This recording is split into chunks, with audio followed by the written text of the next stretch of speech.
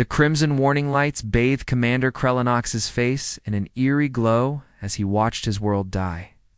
Through the massive viewport of his command ship, planet Veltar Prime looked like a festering wound against the black canvas of space. What had once been a thriving world of gleaming crystal cities and floating gardens was now a nightmare of smoke and chaos. Commander. Lieutenant Zerth burst through the bridge doors, his usually pristine uniform torn and bloodied. The plague has reached the eastern continent. We're losing entire cities every hour. Krellinox's S3 hearts hammered against his ribcage like caged beasts. The synthetic virus codenamed Death's Whisper by whoever had unleashed it wasn't just killing his people. It was transforming them into something far worse. The infected didn't simply die. They became hollow-eyed shells that wandered the streets, spreading the contagion with every breath.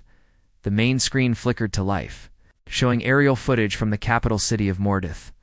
Streets that had once bustled with millions of Veltari. Civilians now crawled with shambling figures. Children screamed as their parents turned into monsters before their eyes. Emergency vehicles lay abandoned, their crews either dead or transformed.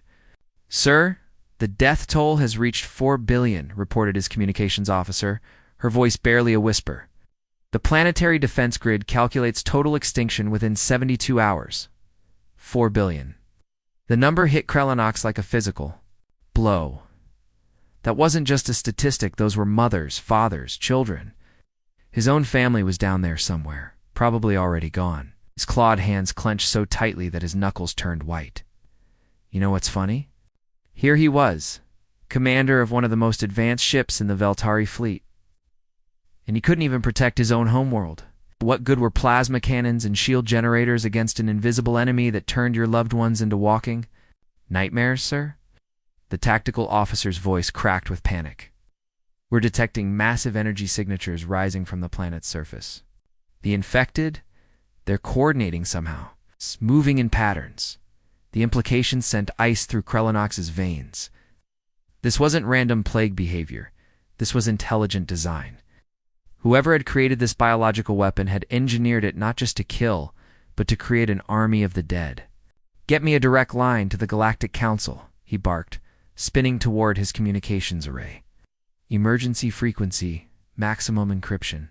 Sir, the council chambers are in recess. They won't reconvene for another 6 standard days. 6 days. His people would be extinct in 3. Krellinox felt rage building in his chest like molten metal. The same council that had promised protection to all member species was now hiding behind bureaucratic procedures while an entire civilization burned. "What about the Meridian Defense Force?" he demanded. "They're engaged in border conflicts with the hegemony. All ships are committed. The Andromedan Medical Corps quarantined 3 systems away due to the Crimson Flu outbreak. One by one, every potential savior was either unavailable, uninterested, or simply too far away. The galaxy's great powers were content to let the Veltari die rather than risk their own precious resources. But wait, wasn't there something else? A memory tickled the back of Krellinox's mind. Old emergency protocol from the archives. Something about ancient relay stations scattered throughout the Outer Rim?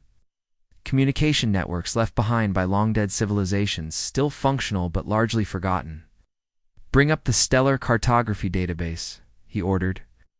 "Search for abandoned relay stations within transmission range." His navigation officer's fingers danced across the holographic controls. "Sir, I'm detecting an old precursor relay station in the Vega sector. It's been inactive for centuries, but the quantum entanglement matrix appears stable." Ow. Can we root? "A distress signal through it?" "Theoretically, yes. But sir, we have no idea where that signal would end up. The precursor network mapped regions of space we've never explored." Krellinox stared at the tactical display showing his dying world. Another city had just gone dark, probably overrun. Time was running out like sand through his fingers. Here's the thing about desperate times: they make you do desperate things. And right now, sending a message into the cosmic unknown seemed like his only option. "Do it," he growled. "Send out a general distress call on all frequencies. Emergency medical assistance, military intervention, evacuation, support anything, and everything we need. Sir, what if hostile forces receive the transmission? We could be inviting invasion. Locke laughed bitterly. Lieutenant, in case you haven't noticed, we're already being invaded by our own dead. The communications array hummed to life, channeling every ounce of the ship's power into the transmission. The message burst forth into space, a digital scream carrying the weight of 4 billion souls crying out for salvation. But as the signal raced through the ancient precursor relay, bouncing through quantum tunnels that stretched across impossible distances, it took an unexpected path. Instead of reaching the civilized core worlds or established trade routes, the message shot like an arrow toward a small, unremarkable system on the galaxy's edge. A system called Sol, a system that every galactic database listed as a lifeless wasteland sterilized centuries ago during the Great Purges, a system where, according to official records, nothing lived anymore. They were about to discover just how wrong those records were. The scalding coffee burned Captain Jack Harrison's tongue as the alien transmission exploded across every screen in the Sol Defense Command Center. Steam rose from his forgotten mug, while the most horrifying message in human history played out. In cold clinical data streams, Lieutenant Kelly Brooks stood frozen at her monitoring station, her normally steady hands shaking as she processed the incoming signal. The universal translation algorithms were working overtime, converting alien mathematics and desperate pleas into something that made Harrison's blood run cold. "Captain, you need to see this," Brooks whispered, her voice barely audible over the humming servers. "The signal strength suggests it came from... Jesus, Jack. It came from 47 light years away.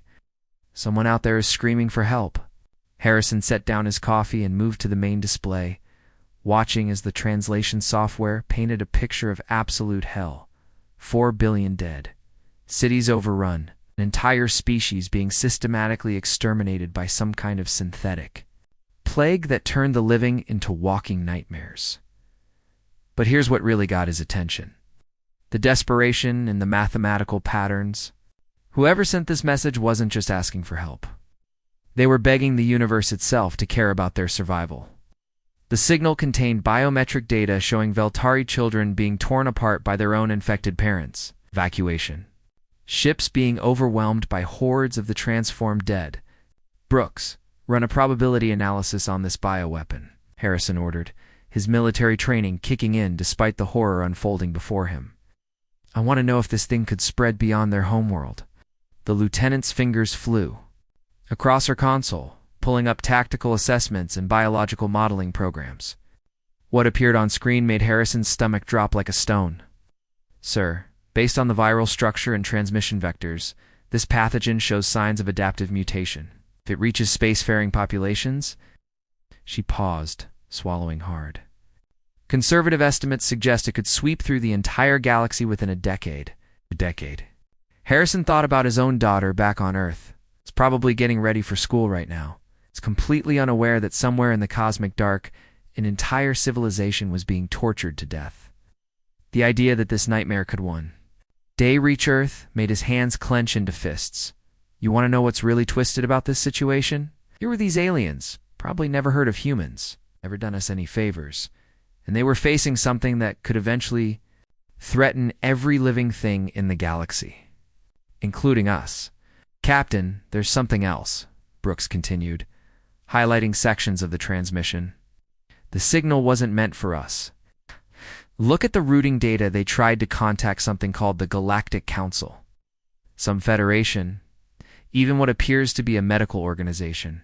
We're receiving this because their message bounced through an old relay station. So we're the last resort they didn't even know existed. More like an accident, sir. According to their stellar cartography data, they think this entire system is dead space. Officially, humans don't exist." Harrison felt a grim smile tug at his lips. 300 years ago, the galaxy had tried to wipe out humanity during what the history books called the Great Purge.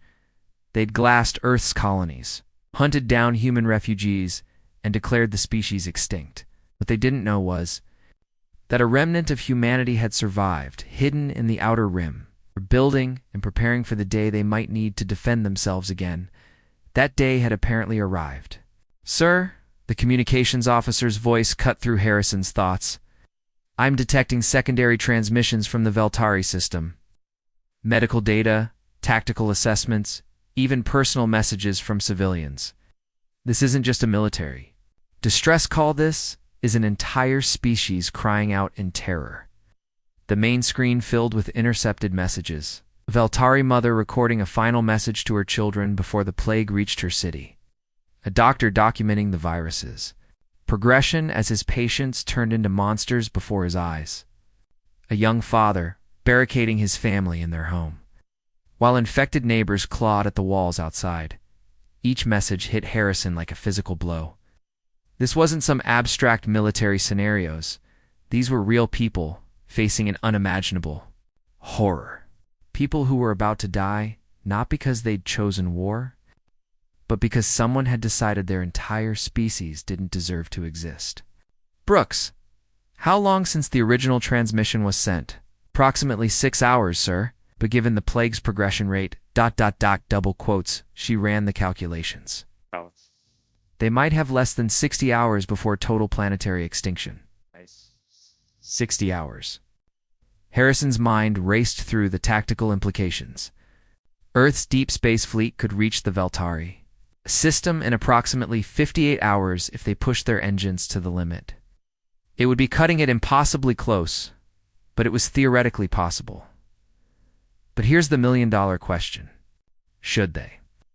Humanity had spent 3 centuries hiding, rebuilding, staying off the galaxy's radar. Revealing themselves now would expose Earth to every hostile power that had tried to destroy them before. It would mean abandoning their carefully maintained secrecy for the sake of aliens who didn't even know humans existed. On the other hand, letting 4 billion innocent beings die when you had the power to help, that wasn't just morally wrong, it was strategically stupid. If this bioweapon could adapt and spread, today's Veltari extinction could become tomorrow's human extinction. Get me a direct line to Admiral Davis, Harrison ordered, his decision crystallizing like ice in his veins. Emergency protocols. Maximum encryption. Sir, the Admiral is in a classified briefing with Earth Command. He specifically said not to disturb him unless there was a galactic-level threat to human survival, Harrison interrupted.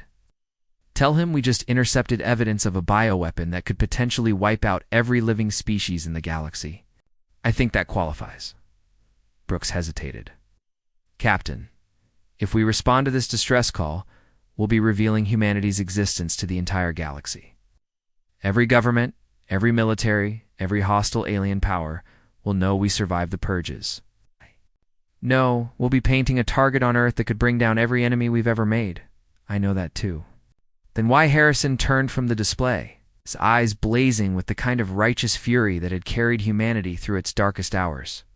Because, Lieutenant, someone out there just made the mistake of committing genocide in our neighborhood. And they're about to learn why humans don't stay extinct.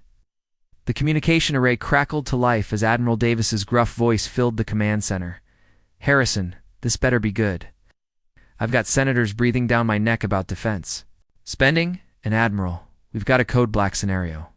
Biological weapon. Planetary extinction in progress. Potential galaxy-wide threat. I need authorization for full fleet deployment. A long pause. Then, Jack, are you telling me that after 300 years of hiding, you want to reveal humanity's existence to save a bunch of aliens we've never met? Yes, sir. It's exactly what I'm telling you. Another pause. When Davis spoke again, his voice carried the weight of a man making history. Then let's go remind the galaxy why they were afraid of us in the first place. The quantum displacement alarms screamed through Commander Kralanox's bridge like banshees announcing the end of times. His exhausted crew had been monitoring the plague's relentless advance for 36 straight hours, watching their civilization crumble city by city, when suddenly every sensor on his command ship began registering impossible readings. Sir! Lieutenant Mordell's voice cracked as he stared at his tactical display. Massive spatial distortions detected at the system's edge. Something big is coming through hyperspace. Kralanox dragged himself from his command chair, his 3 hearts hammering with a mixture of hope and terror. Could it be the Galactic Council finally responding? Or had their distress call attracted something far worse, scavengers, coming to pick clean the bones of a dying world? The main view screen flickered to life, and what Krellinox saw made his legs nearly give out beneath him. Ships were materializing from the void, but not just a few rescue vessels or a small medical flotilla. This was an armada that defied every tactical manual ever written. Hundreds of warships dropped out of hyperspace in perfect formation, their hulls gleaming like deadly silver against the starfield. These weren't the elegant, curved designs favored by most galactic civilizations. These ships looked like they'd been forged in the heart of a collapsing star, angular, aggressive, and radiating barely contained violence. "Dear ancestors," whispered his communications officer, "I'm reading over 300 vessels, dreadnoughts, carriers, medical ships, supply vessels. Whoever these people are, they came prepared for war." But here's what really caught Krellinox's attention: the lead ship. It was massive, easily twice the size of his own command vessel, and its design was unlike anything in the galactic databases, where most warships tried to look intimidating through size and decoration. This one achieved terror through pure, functional lethality. Every line suggested speed, every surface bristled with weapon ports. Ash! And the whole thing moved through space like a predator stalking prey. "Sir, I'm detecting energy signatures I've never seen before," reported his tactical officer, her voice tight with fear. "Their weapon systems are completely unknown. Our computers can't even classify them." Krellinox felt his mouth go dry. Had their desperate cry for help attracted some unknown hostile force? Some species that had been waiting in the galactic dark for just such an opportunity? "Are they targeting us?" he asked, though part of him already knew the answer would determine whether his species lived or died in the next few minutes. "Negative, sir. They're moving past us entirely, heading directly for Veltar Prime." The implications hit Krellinox like a physical blow. These unknown ships weren't here to negotiate or assess the situation. They were heading straight for his plague-infested homeworld, with the kind of purposeful determination that suggested they already knew exactly what they were dealing with. You know what's really terrifying about moments like this? When you realize you're completely out of your depth, and all you can do is watch events unfold that will determine the fate of your entire species. "Sir," the communications officer's voice cut through the tension, "we're receiving a transmission. It's in perfect Veltari. No translation errors, no linguistic gaps. Whoever this is speaks our language better than some of our own colonies." The main screen shifted to display an alien face that made Krellinox's breath catch in his throat. The being was bipedal, roughly humanoid, but there was something in his intelligence that seemed both ancient and deadly. The creature's skin was pale, almost translucent, and its features carried the kind of hardened expression that came from surviving things that would break lesser species. "This is Admiral Mike Davis of the Human Defense Fleet," the alien said, his voice carrying an authority that seemed to shake the bridge itself. "We received your distress call, Commander Krellinox. We know what you're facing down there, and we know how to stop it." The words hit the bridge like a thunderbolt. Human Defense Fleet. Krellinox's mind raced through every database entry, every historical record, every piece of galactic intelligence he'd ever studied. The name was familiar, tickling something in the back of his memory. Humans. Lieutenant Mortal chittered in terror, his exoskeleton actually clicking with fear. "Sir, that's impossible. The Galactic Council's historical records are clear. Humans were completely eliminated during the Great Purge 3 centuries ago. The hegemony made sure of that." But as Krellinox stared at the face on his screen, memories began flooding back. Ancient history lessons about a species that had nearly conquered half the galaxy before being stopped by a coalition of terrified alien powers. Stories passed down through generations about beings so relentlessly aggressive, so impossibly adaptable, that it had taken the combined might of dozens of civilizations to wipe them out. Humans, the galaxy's nightmare. The species so dangerous that even mentioning them had been forbidden in polite society for centuries. And apparently, they weren't as extinct as everyone thought. Commander Admiral Davis continued, his image on the screen somehow managing to Project Com Authority, despite the chaos surrounding them, we've analyzed your bioweapon data. This synthetic plague shows characteristics of hegemony military bioengineering. We've dealt with similar weapons before. Dealt with them how? Krellinox managed to croak, though part of him was terrified of the answer. The human smile was like, watching ice form over deep water, beautiful and absolutely deadly, by making the people who created them regret ever being born. The tactical display showed the human fleet splitting into precise formations. Medical vessels peeled off toward Veltar Prime, while the warships formed a protective perimeter around the planet. Supply ships began launching what looked like atmospheric processors, and massive hospital ships started descending through the plague-choked atmosphere. Sir, his tactical officer whispered, their coordination is perfect. No communication delays, no hesitation. It's like they've done this before. Many times do you think they've responded to distress calls like ours? Krellinox wondered aloud. Or, his aide suggested quietly, how many times have they had to clean up messes created by the same people who tried to exterminate them? The implications were staggering. Humans had survived the Great Purge if they'd been hiding somewhere. In the galactic dark for 3 centuries, what had they been doing all this time? Building fleets? Developing weapons? Planning revenge against the species that had tried to wipe them out? Commander Krellinox, Admiral Davis said, leaning forward on the screen.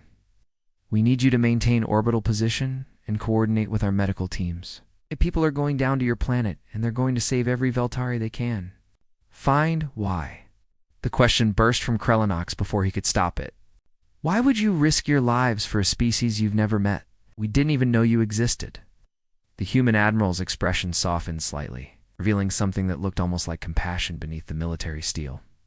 Because, Commander, someone just made the mistake of committing genocide in our neighborhood.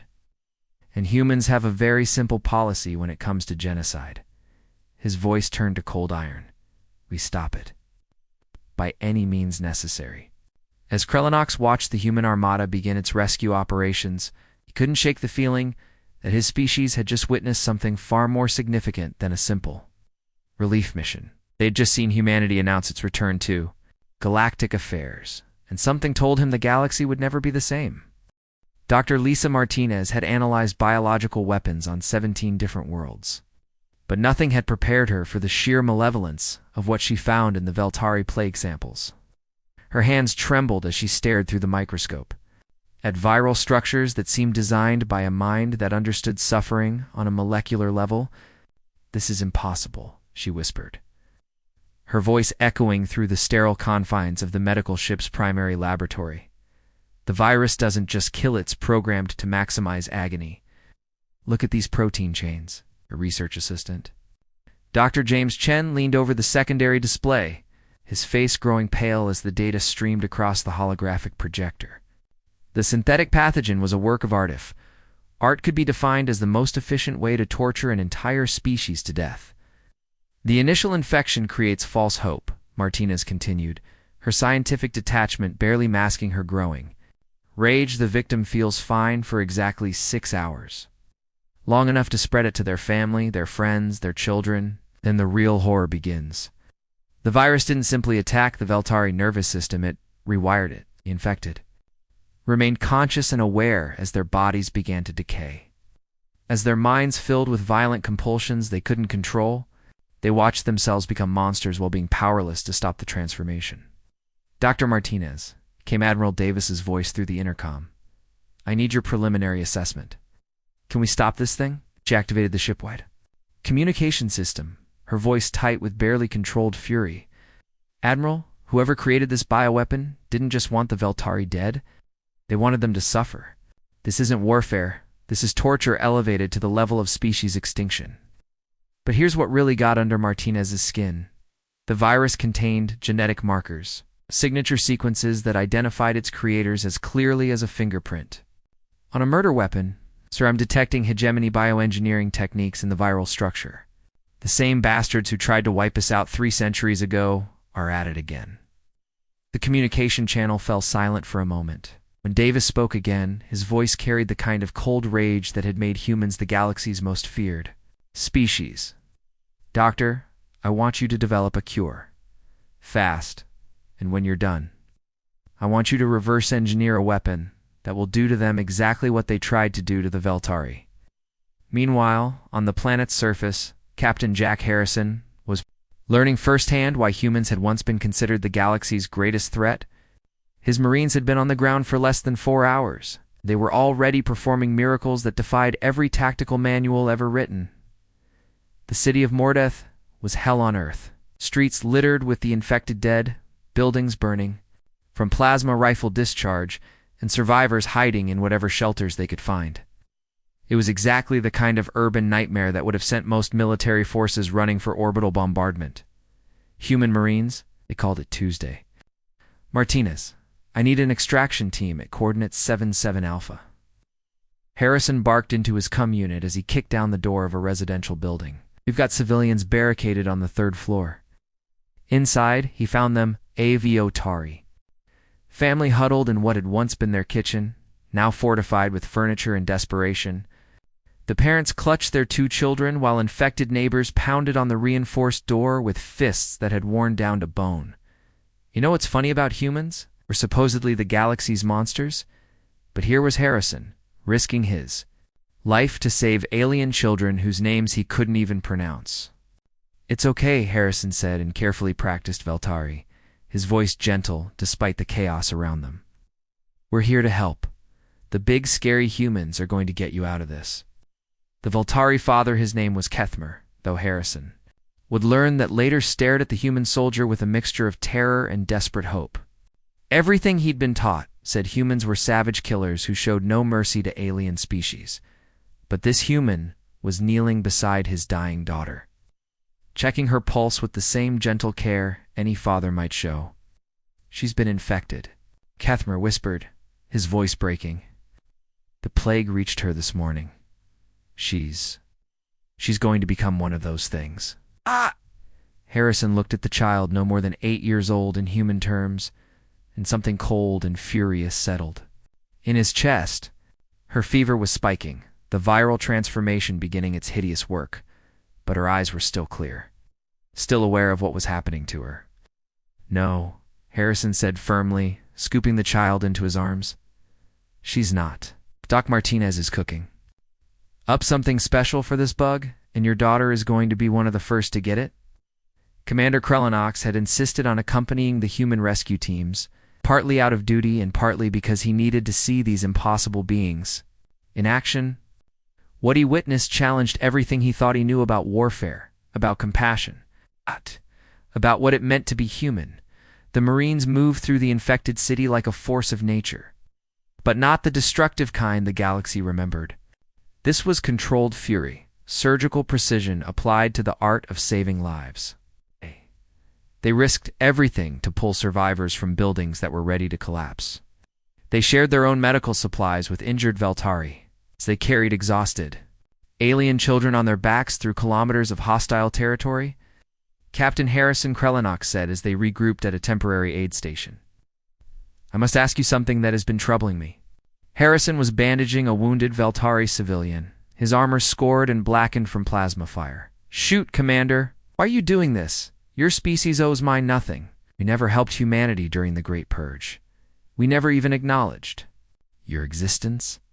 Yet here you are dying for our children. Harrison finished the bandage and helped the civilian to his feet before turning to face the alien commander. When he spoke, his voice carried the weight of 3 centuries of human survival, struggle, and stubborn refusal to give up. Commander, let me tell you something about humans. We're not the monsters the galaxy made us out to be. We're dangerous when we need to be. We'll fight anyone who threatens innocent people. But you know what really drives us? Gestured toward his Marines, who were setting up defensive positions around a group of Veltari refugees. We protect those who can't protect themselves. We stand up to bullies. And when some piece of garbage decides to torture an entire species to death just because they can, we show them exactly why humans don't stay extinct. Krellinox watched as Harrison's soldiers worked with mechanical efficiency to save his people. and he began to understand something that the galaxy had missed 3 centuries ago. Humans weren't monsters. They were something far more dangerous to evil. They were heroes with the firepower to back it up. "Captain," came Dr. Martinez's voice. "Over the CUM system, I've got good news and better news. The good news is I've synthesized a cure for the plague. The better news is I've identified exactly who created this abomination, and I've got something special planned for them." Harrison's smile was like watching a predator bare its teeth. "Outstanding. Doc, how long until we can start distributing?" "The cure? 6 hours for full production. But Jack, there's something else. The bioweapon contains data fragments communication protocols. Shipping manifests, even personal messages between the creators. These idiots kept records of everything." The implications hit Krellinox like a physical blow. The humans hadn't just come to save his people, they'd come to hunt down whoever was responsible. And if the stories about human vengeance were even half true, the hegemony was about to learn a lesson they'd never forget, assuming they survived long enough to learn anything at all.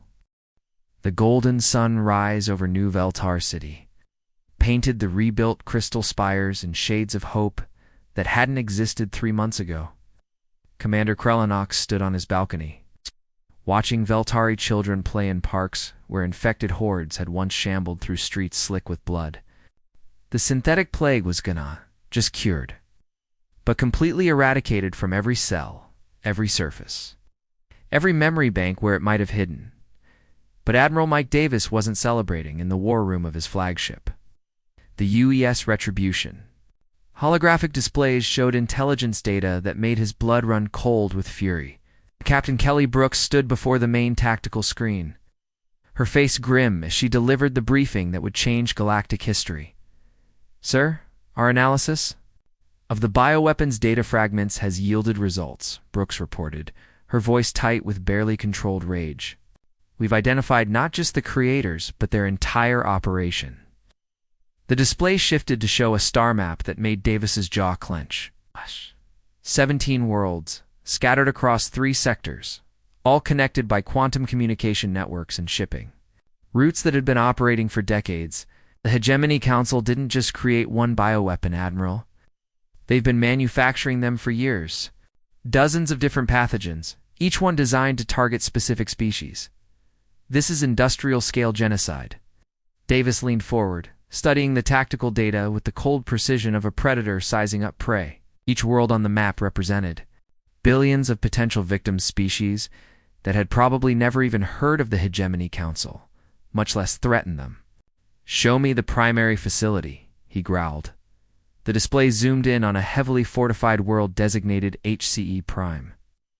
Orbital defense platforms, fleet anchorages, and what appeared to be massive biological research complexes scattered across the planet's surface. It looked like the kind of place where nightmares were manufactured and packaged for galactic distribution.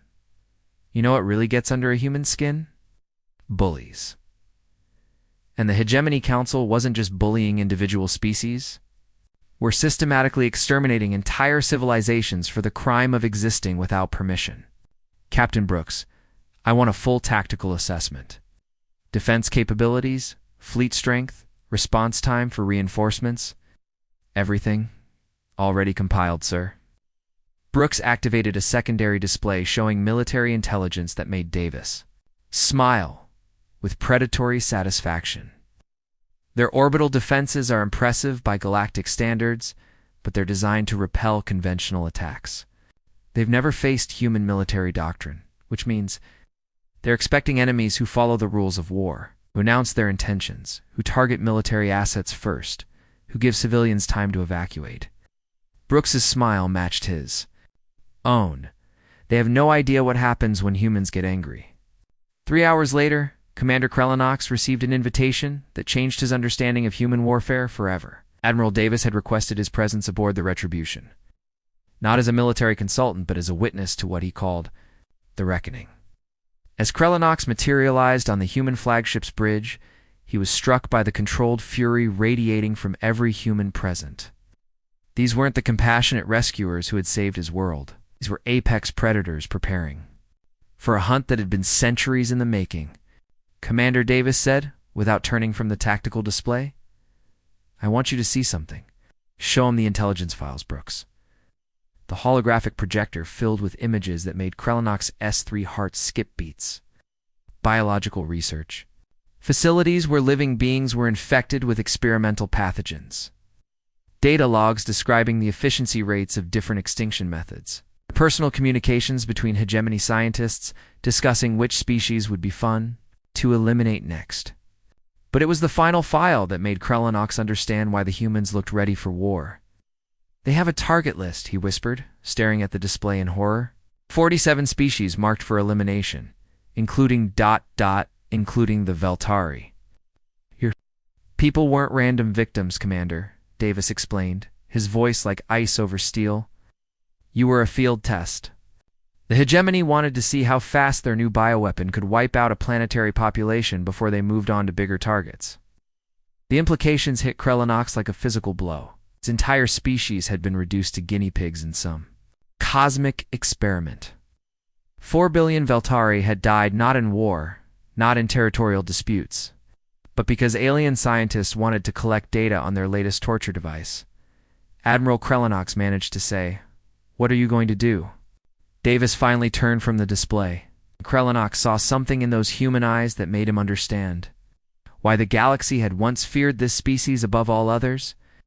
It wasn't madness or bloodthirst, it was just as backed by the firepower. To enforce it, we're going to visit the Hegemony Council, Commander. All of them. Every world, every facility, every scientist who thought genocide was an acceptable hobby. His voice dropped to a whisper that somehow carried more menace than any shout. And we're going to explain why humans don't stay extinct. Ours were a masterclass in human military efficiency. The fleet that had rescued Veltar Prime was joined by reinforcements that materialized from hidden bases throughout the Outer Rim.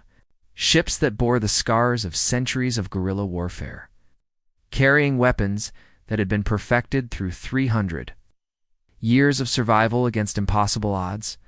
But here's what really impressed Krellinox.